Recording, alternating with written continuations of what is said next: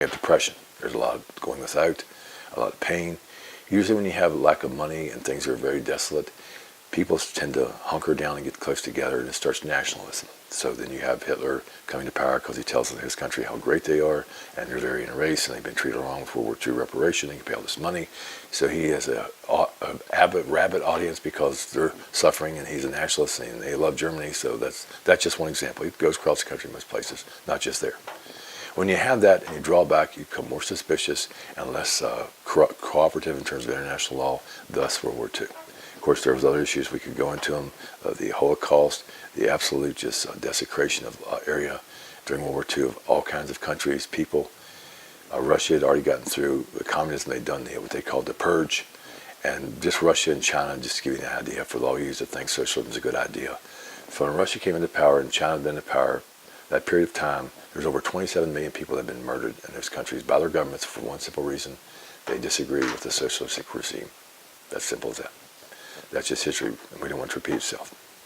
Anyway, along with that, you also have the idea that there's all this destruction. Europe is completely wiped out.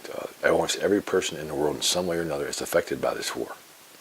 Either their family members gone, or deeply injured, or their country's destroyed. Everything they believe in has been taken apart. And what I've learned is this is what starts some philosophical things happening for people like existentialism, in psychology and philosophy. The idea that critical events determine who we are. And of course we have a lot of critical events here, so what happens with that? The next school of thought is humanism. So what is humanism? It wasn't a new thing. It didn't just happen in the 1940s and 50s. It had its basis in the 1300s of Italy with a guy named Petrarch.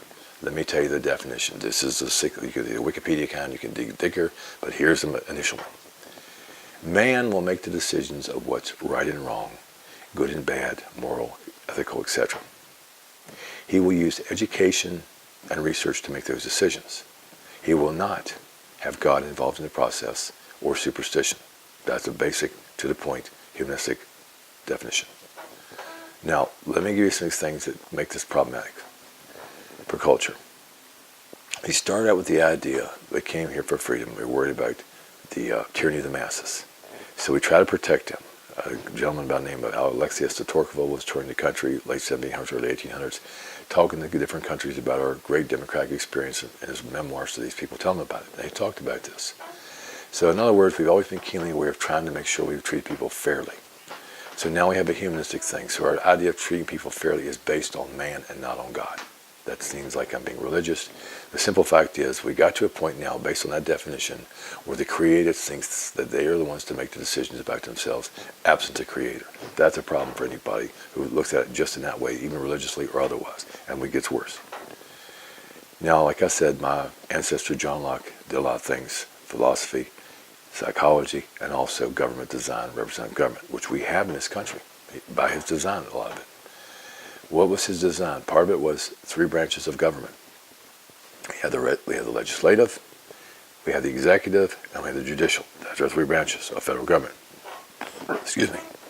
You need to understand that 2 of those 3 are directly dependent upon the people. The vote matters. If you want somebody president and enough votes, they get in. Electoral college is involved, but it's still a vote thing.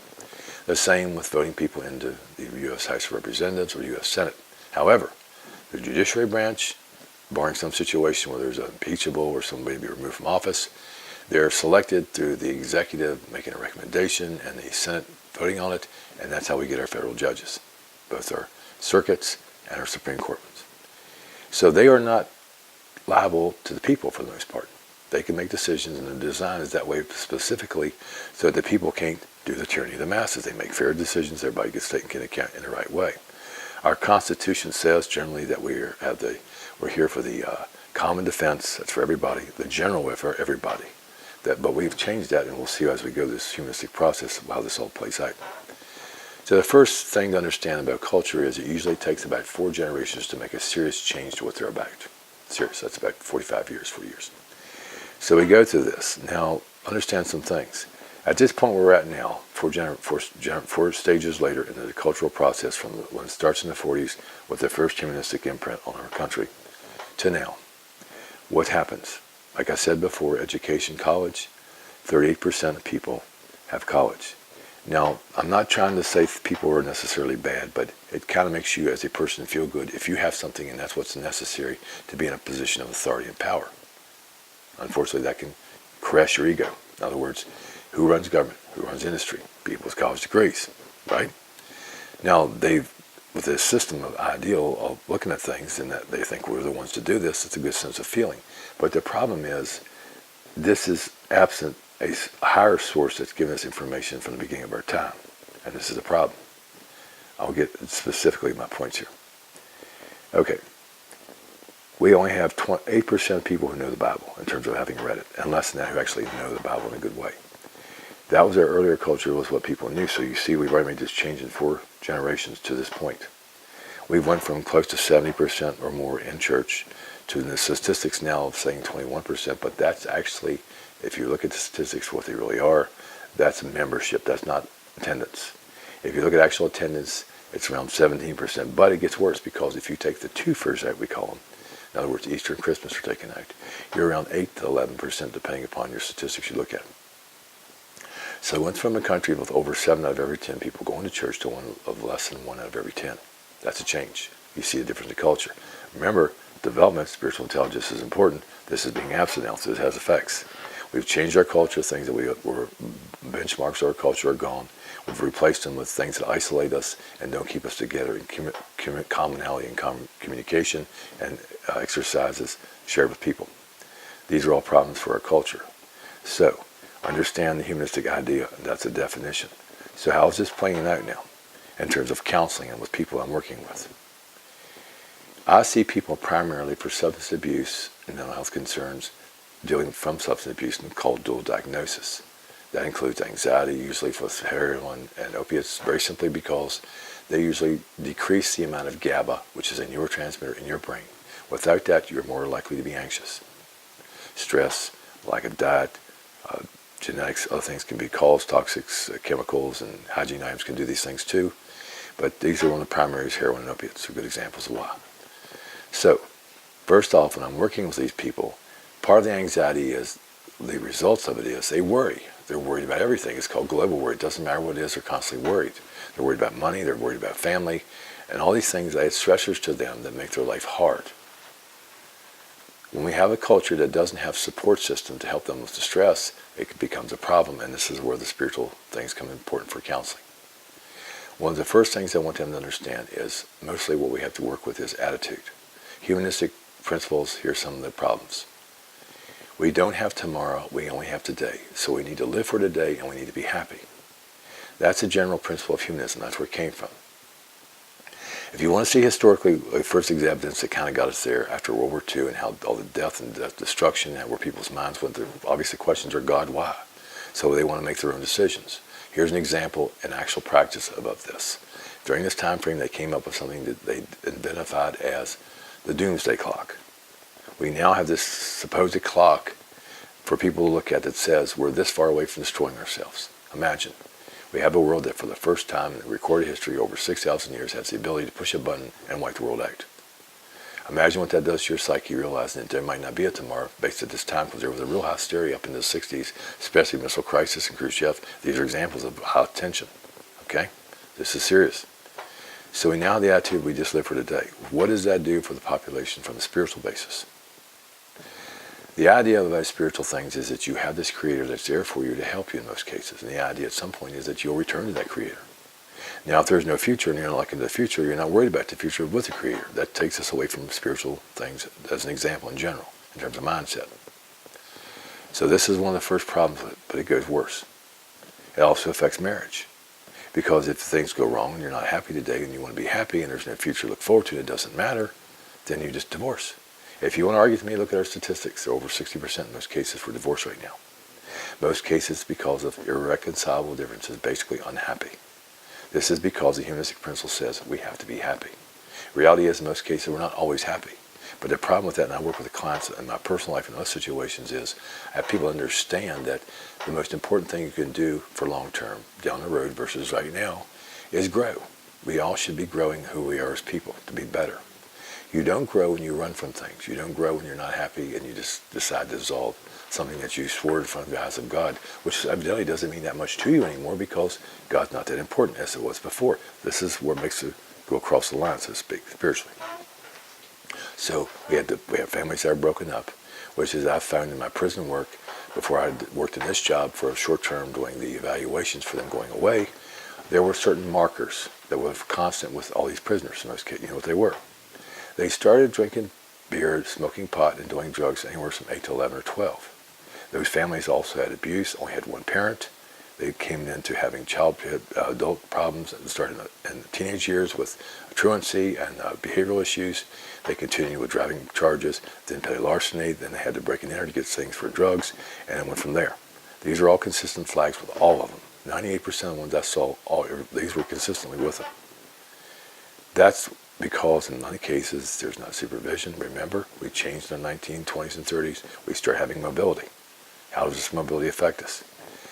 Now we have college. So you get a college degree, you get a job. So you have to go to some other state to work. You left your family, your grandparents. Your kids don't have that around them. That's important. And they also don't have the spiritual basis from that older generation, which usually has it, which passes it on to the younger generation. These are all serious problems for us in terms of Christian and spiritual issues.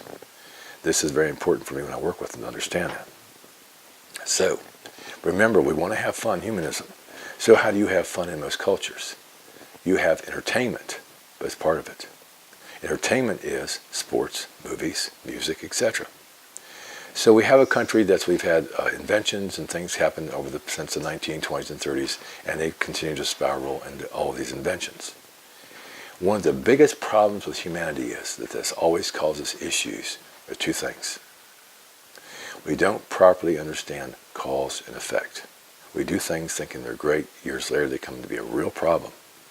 Example from my time frame, the first things I can remember. Back in the early 60s, we came up with something called DDT. It was used to get rid of all these locusts, which were grasshoppers, because they were eating a lot of our crops. Back in those days, you farmed your land, and you made your crop, and about 60% of it you could harvest. The other 35 to 40 was devoured by the insects. So we thought it was a problem, so we need to have some control of the crops. I challenge anybody, almost anymore in this country, to walk out in their yard in the spring, anytime in the summer, and see any grasshoppers. They're not there. Now, this sounds like a good thing, but let me ask you a question, just in general, just common sense. If we have a God that puts them on the earth, there's probably a reason why they were here. Now, if you want to be more concise, bees do pollination. If there's not many bees left, you'll find it's becoming a real issue. If they can't pollinate their fruit and vegetables, we're in trouble. That's why this is an issue of cause and effect. We thought we were going to do something good, but over 20 years later, 30 years now, which it took this long to really see it, we're in trouble. That's what I mean by cause and effect. Sometimes not even in your own lifetime do you see the effects of the things you've caused, and that's a real issue. And I'll give you a couple more examples.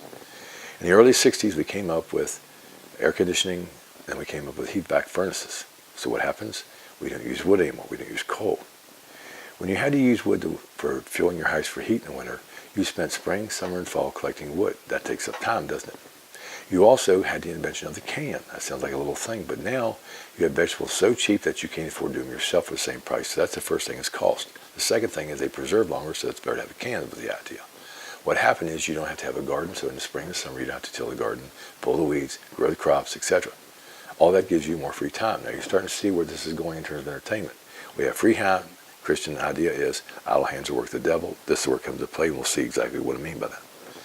We started in the early 60s with Game of the Week. I believe it was Vince Scully and Joe Garagiola. That was a baseball game. It was a big deal to have a baseball game then. It was like a big deal on a Saturday to have a game. Now you have probably a baseball game every 5 minutes on probably 200 some channels. We've gotten to the point where we're so much about entertainment because we've got so many luxuries that we've lost basic skills. Most people can't plant those crops now, wouldn't know how to do it. They can't do animal husbandry and butcher, and they feel bad about it emotionally because we're in an emotional state now because it's very unpleasant in some ways to do it, but it wasn't necessary at that time. Now it's not necessary. This is a change. So we're losing basic skills. So these things with heat vac, we don't have to do the heat. We have to do the gardening. And all these things and other advances put us in a situation we have more free time. The work week is smaller for some people. More time for fun. Now, what else is entertainment? We have to have something while we're doing entertainment. While at the end of the 60s, we now have a gentleman. In our culture, we were very honoring of professors and doctors. And I thank you for that honor, but we should earn it. A gentleman by the name of Timothy Leary, he went to Harvard. He was a Harvard professor. Wow, this is a great guy. He must know something. He told us in the late 1980s that we should try LSD because it would expand our minds and make us real smart and we could do all kinds of things. The young kid says, sounds great, let's do this. So we start the beginning of the drug culture in earnest. Late 60s, Jimi Hendrix, Woodstock, Beatles, we go from there, Rolling Stones, we move on to more acid rock as they called it, and that's why they call it acid rock, because that's what you're having while you're on the rock. And as we get to the late 70s, we now start to have more entertainment, we start to have some people liking cocaine. Now I understand one thing about culture, these other entertainments, is television. Big deal. When I was a kid, they used to tell you, go outside, turn it, yep, right there. You only had 3 channels. That was one of the things we remember for our cohort group about changing the antenna. So that might be cold sometimes, but you got to do it. Now we have satellite, we got hundreds of channels, anything you can imagine is on TV. What happens though? Music, acid rock. You do drugs with cocaine. TV is important.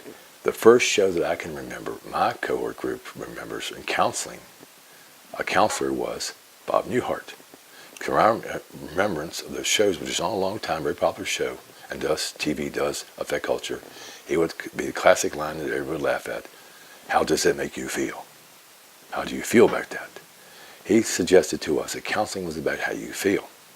Now, this is the start of an orientation to people to think of things counseling-wise and mental health, considering our emotions. Remember, humanism is be happy. This further reinforces it. Drugs reinforce it. Sports and entertainment reinforces happy. All these things are directing us towards more about our emotional comfort and less about realities that are responsibilities that now are no longer even realistic for us to consider. This is part of the train of where we're going to now. So, with all these things happening through this time frame, first psychedelics, then cocaine, then crack cocaine, now heroin, where we're at now in terms of all these issues. So part of the issues is this. I tell you, Christian counseling, spirituality, you don't have to read the whole Bible. You can start with the first 15 or 20 pages, and it tells you very simply this. The essential element of our society is the family.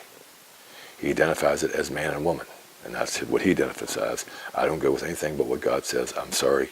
I put my allegiance to him over anything else, and that's what I understand with my clients. I don't try to tell them they're right or they're wrong, whatever they do. I'm just telling you what it says. They make their own decisions. That's their personal choice. But it starts out with that. Now, how does this affect family therapy and the problems we have with the divorce rate, the lack of 2 parents in a household? Statistically, just understand this. There's one minority group that has over 70% of the young males not in the house with their kids. That's a fact. The majority rate is 42% of that group not in the house with their kids. That's almost 50%. Basically, what you're saying is over half the kids in this country don't have the father in the household. Now, I told you the Bible says it was man and woman. Here's where it goes spiritually.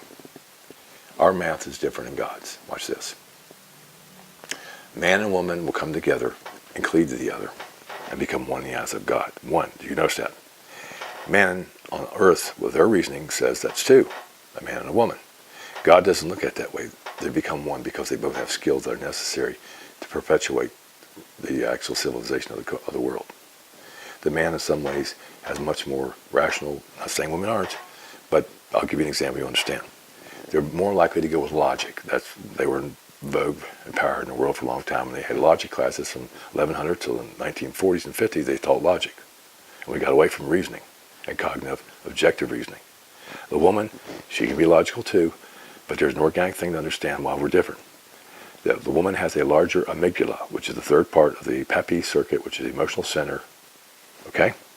Because of that, she is more likely to experience more emotions more deeply and have more value of something which we have more of usually has an effect. In most cases, not always, but most. That gives you a simple way of understanding a basic, simple difference why 2 are necessary to work for the kids. Now we have a split. We have each one of them wanting to go a different direction because there's not as much cohesion between the 2 of them. In some cases, not always, but in some cases